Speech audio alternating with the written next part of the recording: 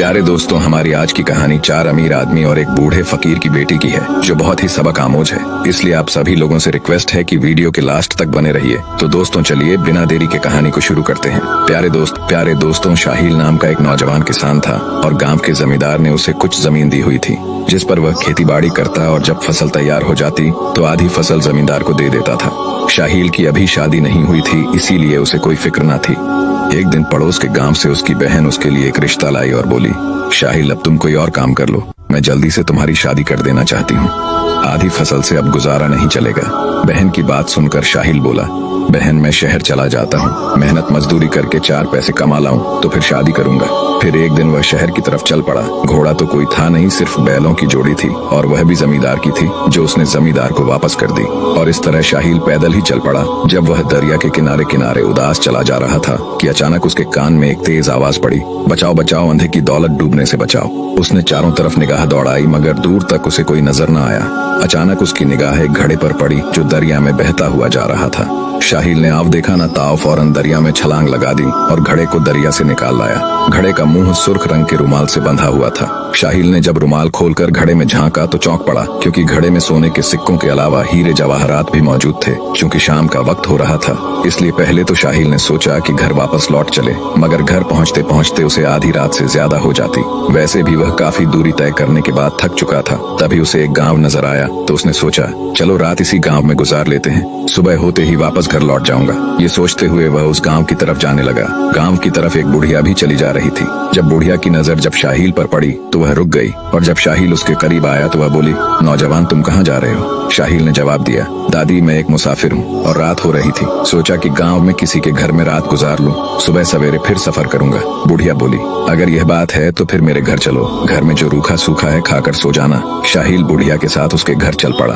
रात को खाना खाने के बाद जब शाहिल चारपाई पर लेटा तो उसने घड़े को चारपाई के नीचे रख दिया और फिर चादर तान कर सो गया। आधी रात के वक्त जब बुढ़िया की आंख खुली तो उसे सख्त प्यास महसूस हुई। वह घड़े की तरफ बढ़ी जो कि एक ऊंची जगह पर रखा हुआ था।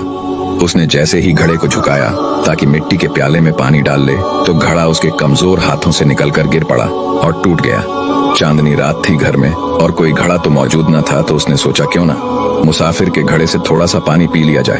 सुबह मैं अपना नया घड़ा खरीद लूंगी और मुसाफिर का घड़ा उसे दे दूंगी। फिर जब उसने मुसाफिर के घड़े का सामान जमीन पर डाला तो मारे हैरत के उसका दिल जोर जोर से धड़कने लगा। घड़े में से निकले हुए सोने के सिक्के और हीरे जवाहरात चांदनी रात में जगमगाने लगे। बुढ़िया ने झट से वह तमाम सोने के सिक्के और हीरे जवाहरात एक रूमाल में बांधकर घर में छुपा दी और खाली घड़े में कुछ अनाज डालकर मुसाफिर की चारपाई के नीचे घड़ा पहले वाली जगह पर ही रख दिया। क्योंकि जब मुसाफिर से उसने पूछा था तो शाहिल ने झूठ बोलते हुए यह कहा था कि इसमें कुछ अनाज है। सुबह सवेरे जब शाहिल की आंख खुली तो नाश्ते से फारिग होकर इसने बुढ़िया का शुक्रिया अदा किया और घड़ा उठाकर अपने गांव की तरफ चला गया। कुछ घंटों के सफर के बाद जब वह अपने घर पहुंचा तो बहुत खुश था और फिर जैसे ही उसने रुमाल खोलकर घड़े को चारपाई पर उल्टा तो सोने के सिक्कों और हीरे जवाहरात की जगह अनाज निकला। वह समझ गया ये सब उसी मक्कार बुढ़िया की कारस्तानी है। वह सीधा बादशाह के पास गया और उसे बताया कि बुढ़िया ने रात के धोखे से उसके घड़े से सोने के सिक्के और हीरे जवाहरात निकाल लिए हैं। बादशाह के सिपाही जब शाहिल के बताए हुए पते पर बुढ़िया के पास पहुंचे तो उस वक्त बुढ़िया के बेटे के यहाँ एक अंधा बच्चा पैदा हुआ था।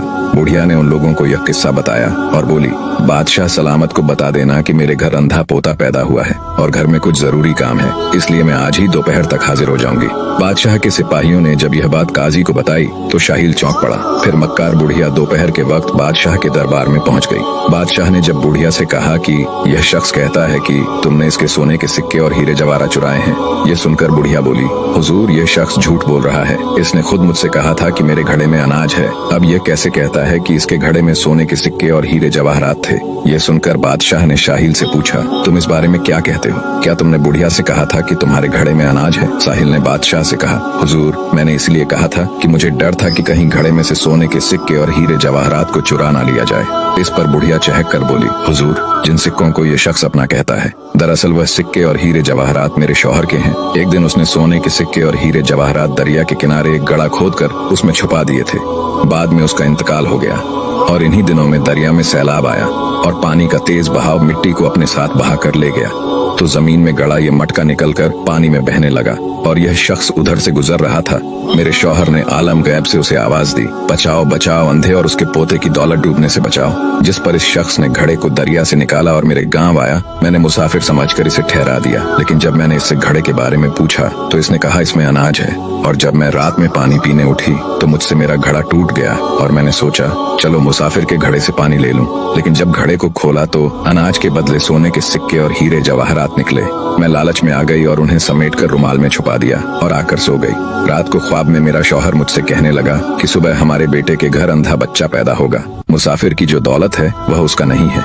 वह घड़ा मैंने दरिया के किनारे छुपाया था। जब वह सैलाब से निकलकर बहने लगा तो मैंने आलम गैब से शख्स को बताया कि अंधे की दौलत को डूबने से बचाओ, अंधे पोते के काम आएगी।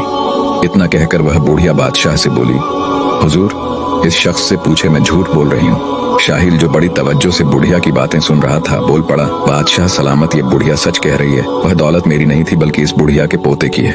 बादशाह इस तमाम वाकयात को सुनकर बड़ा हैरान हुआ। फिर उसने शाही खजाने में से शाहिल को 500 अशरफियां दी और बोला, नौजवान इसे ले जाकर तुम किसी कारोबार में लगा लो, खुदा ने चाहा तो तुम एक दिन बड़े आदमी जरूर बन जाओगे। बादशाह की यह बात दुरुस्त साबित हुई। शाहिल उन अशरफियों से कारोबार शुरू किया जो खूब फला फूला और फिर धीरे धीरे शाहिल के पास बेशुमार दौलत पैसा आने लगा और वो एक दौलतमंद शख्स बन गया। और फिर शाहिल ने एक नेक लड़की से शादी भी कर ली। उसकी हैरत अंगेज तरक्की ने तमाम गांव वालों को भी हैरान कर दिया और फिर दोनों मियाँ बीवी हंसी खुशी जिंदगी बसर करने लगे। तो एक दफा का जिक्र है कि 4 अमीर आदमी घोड़ों पर सवार होकर शिकार खेलने निकले। उनके पास बंदूकें थीं और बहुत सी गोलियां भी। चारों आदमियों ने अपने नौकरों को हुक्म दिया कि खाने पीने का जरूरी सामान लेकर जंगल में पहुंच जाए। जंगल में एक छोटी सी जगह देखकर चारों अमीर आदमी घोड़ों पर से उतरकर खड़े हुए। नौकर भी सामान साथ लेकर वहीं पहुंच गए और इधर उधर से कुछ लकड़ियां इकट्ठी करके खाना पकाने लगे। अमीर आदमियों ने सोचा कि खाना खाकर ही शिकार खेलने में आनंद आएगा, इसलिए वह सब एक तरफ बैठकर आपस में बातें करने लगे। एक अमीर आदमी बोला, दोस्तों गरीबी बहुत बुरी चीज है, शुक्र करो खुदा ने हमें गरीब नहीं बनाया। दूसरा अमीर आदमी बोला, भाई सच कहते हो, लेकिन हमें चूंकि खुदा ने बहुत कुछ दिया है इसलिए हमारा भी फर्ज है कि हम गरीबों की मदद करें। सबने उसके नेक और पाक ख्याल पर वाह वाह की और कहने लगे, वह इंसान इंसान ही नहीं जो दूसरों को भूखा मरता देखकर उनकी मदद न करे। तीसरा अमीर आदमी बोला, यह कोई शराफत है कि एक आदमी तो सोने में खेले और दूसरा बेचारा पेट भरकर खाना भी ना खाए। चारों अमीर आदमी गरीब लोगों से हमदर्दी जता ही रहे थे कि इतने में इधर से एक लकड़हारा गुजरा। उसने एक सूखा हुआ पेड़ देखकर उसे काटना शुरू कर दिया। लकड़हारा बहुत बूढ़ा था मगर पेट की खातिर वह हर रोज जंगल से लकड़ियां काटकर शहर ले जाता और उन्हें बेचकर जो भी पैसे मिलते उनसे अपना और बीवी बच्चों का पेट पालता।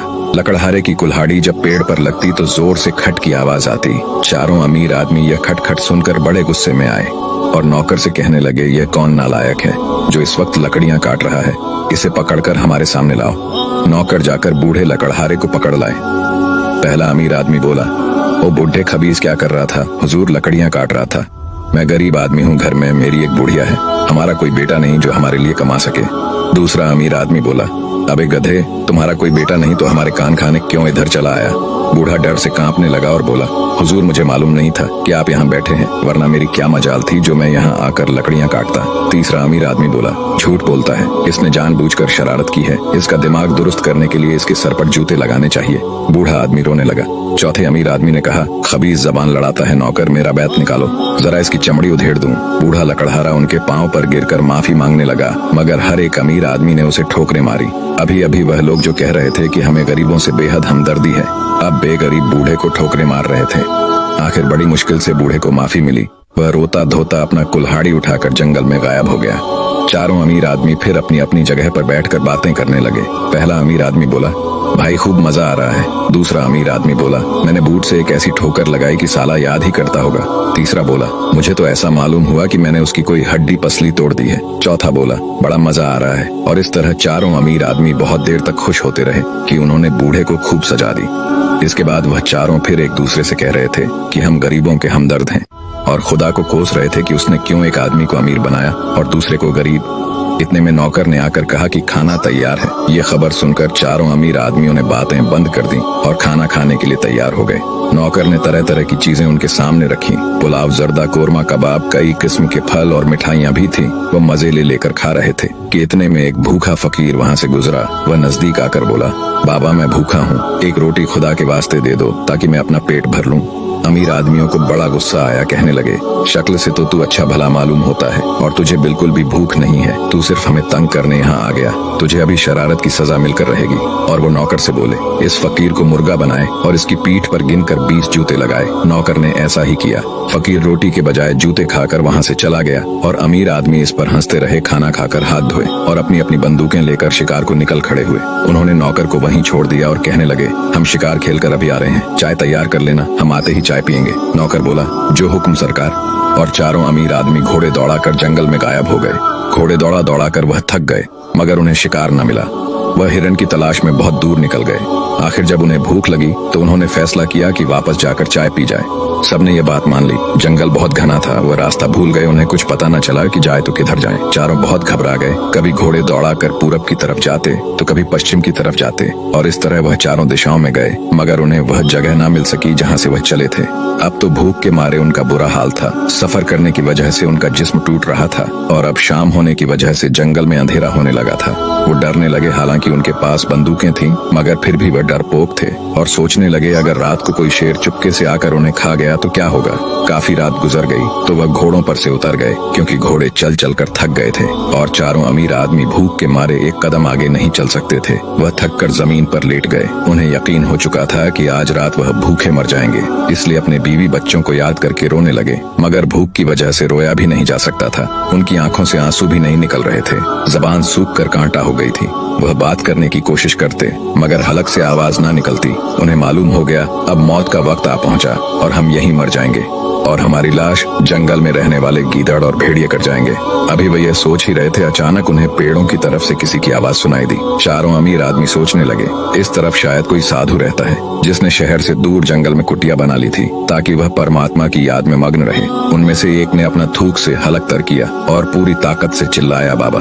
उधर से फौरन आवाज आई, कौन हो बेटा, तुम कहाँ हो। अमीर आदमियों को फकीर की आवाज सुनकर अपने बचने की उम्मीद नजर आ गई। फकीर उन्हें तलाश करता करता नजदीक आ गया। अमीर आदमियों ने टूटे फूटे लफ्जों से बताया, बाबा हम भूख की वजह से मर रहे हैं, खुदा के लिए हमें कुछ खाने को दो। घर में हमारे छोटे छोटे बच्चे हैं, बीवियां हैं। अगर हम इस जंगल में भूखे प्यासे मर गए तो हमारे बच्चे किसको अब्बा कहकर पुकारेंगे और हमारी औरतें बेवा हो जाएंगी। रात के अंधेरे में फकीर की शक्ल दिखाई नहीं दे रही थी लेकिन इन अमीर आदमियों की दर्द भरी कहानी सुनकर फकीर को तरस आ गया और फकीर कहने लगा, बेटो आओ मेरे साथ। पेड़ के उस तरफ मेरी कुटिया है, जो कुछ मैं एक नजदीक के गांव से मांग तांग कर लाया हूँ, तुम लोग उसे खा लेना। मैं और मेरी लड़की एक रात के लिए भूखे रह लेंगे। हमें भूखे रहने की आदत है। 1-2 दिन नहीं, हम 4-5 दिन तक भी बगैर कुछ खाए पिए जिंदा रह सकते हैं। आओ मेरे साथ आओ। अमीर आदमी बोले, मगर बाबा हम तो एक कदम भी नहीं चल सकते।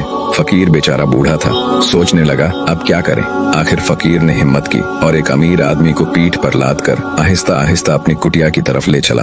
उसे वहां छोड़कर फिर दूसरे को ले गया और इसी तरह उस बूढ़े फकीर ने चारों अमीर आदमियों को अपनी छोटी सी कुटिया में जा बिठाया। बूढ़ा होने की वजह से बेचारा कमजोर था, इसलिए बहुत देर तक बैठा हाँफता रहा। फिर उसने अपनी बेटी को आवाज दी, बेटी माहिरा, वह 4 रोटियां जो मैं मांग कर लाया हूँ उन्हें हाथ मत लगाना, क्योंकि हमारे यहाँ 4 मेहमान आए हैं, वह सब इन्हें दे दो। माहिरा गुस्से में बोली, बाबा हम तो कल भी भूखे थे, कल शाम से कुछ नहीं खाया। बूढ़ा प्यार से बोला, कोई बात नहीं बेटा, हम एक दिन और भूखे रह सकते हैं, मगर हमारे मेहमान भूख की वजह से मर जाएंगे और इन्हें बचाना और इनकी खिदमत करना हमारा फर्ज है।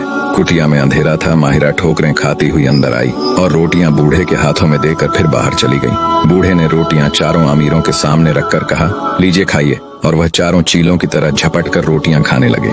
आहिस्ता आहिस्ता उन चारों के शरीर में कुव्वत आई और वह उठ बैठे। बूढ़ा फकीर उनकी दिलचस्पी के लिए कहानी सुनाने लगा। मेरे मेहमानों, आज मुझे एक अजीब वाकया पेश आया। मैं जंगल में से गुजरकर गांव में जा रहा था कि रास्ते में मुझे 4 अमीर आदमी मिले। वह सब अच्छे अच्छे खाने खा रहे थे। मुझे भी उस वक्त बड़े जोर की भूख लगी थी, इसलिए मैंने उनसे रोटी मांगी, मगर उन्होंने रोटी के बजाय मेरी पीठ पर 20 जूते गिनकर लगवा दिए और मैं जूते खाकर चुपचाप वहां से चला गया। मेरी पीठ अभी तक दर्द कर रही है। अमीर आदमियों को मालूम हुआ कि यह तो वही फकीर है जिसे उन्होंने सजा दी थी। वह बड़े शर्मिंदा हुए और कहने लगे, बाबा जी वह हम ही थे, हमने ही आपको सजा दी थी। हमने बहुत बड़ा गुनाह किया, आप हमें सजा दीजिए। आपने तो खुद भूखे रहकर हमारा पेट भरा और हम आपको एक रोटी तक ना दे सके, आप हमें सजा दीजिए। फकीर बाबा को जब यह मालूम हुआ कि ये वही लोग हैं तो वह चुप हो गए। दरअसल उन्हें भी शर्मिंदगी हो रही थी कि उसने इनके मुंह पर सारी बात कहकर बहुत बुरा किया। फकीर कहने लगा, मेरे मेहमानों, मैं तो एक गरीब सा आदमी हूँ, मैं आपको क्या सजा दे सकता हूँ। मैंने तो आपके मुंह पर वह बात कहकर गुनाह किया है और सजा का हकदार मैं हूँ, इसलिए आप लोग मुझे सजा दीजिए। लेकिन मुझे अफसोस है कि अंधेरे की वजह से मैं आपको पहचान नहीं सका, वरना मैं ऐसी बात कभी न करता कि जिससे आपको तकलीफ होती। मुझे माफ कर दीजिए। चारों अमीर आदमियों ने जब देखा कि फकीर बाबा ने हमारे साथ कितना अच्छा सलूक किया है तो उसके पांव पर गिरकर माफी मांगने लगे। रोटी खाकर अब उनके जिस्म में जान आ गई थी। दूसरे दिन सुबह जब चारों अमीर आदमी अपने घोड़ों पर बैठकर अपने घर की तरफ जाने लगे तो उन्होंने फकीर और उसकी लड़की माहिरा से भी शहर चलने की दरख्वास्त की। बूढ़े फकीर और उसकी बेटी माहिरा ने जवाब दिया कि नहीं, हम सब यहीं पर ठीक है। बूढ़े आदमी की बात सुनकर चारों अमीर आदमी घोड़े से उतरकर बूढ़े आदमी के सामने हाथ जोड़कर बोले, बाबा, आपने जो हमारे लिए किया उससे हम लोगों ने बहुत कुछ सीखा है, लेकिन अब हमारी बारी है, इसलिए आप हमारे साथ चलिए। चारों अमीर आदमियों की बात सुनकर बूढ़ा फकीर और उसकी बेटी माहिरा उनके साथ शहर गए। शहर पहुंचकर उन चारों ने फकीर के लिए एक बड़ी अच्छी जगह बना दी जहां वो दिन रात बैठकर इबादत कर सके। फिर एक अमीर आदमी ने माहिरा की शादी अपने बेटे के साथ कर दी। उसके बाद वह सब हंसी खुशी रहने लगे। प्यारे दोस्तों, हमारी कहानी आप सभी को कैसी लगी कमेंट करके हमें बताएगा जरूर। अगर हमारी वीडियो आप सभी को अच्छी लगी हो तो वीडियो को लाइक करने के साथ साथ हमारे YouTube चैनल सब्सक्राइब करके हमें सपोर्ट जरूर कीजिए। पूरा वीडियो देखने के लिए आप सभी लोगों का दिल की गहराइयों से धन्यवाद।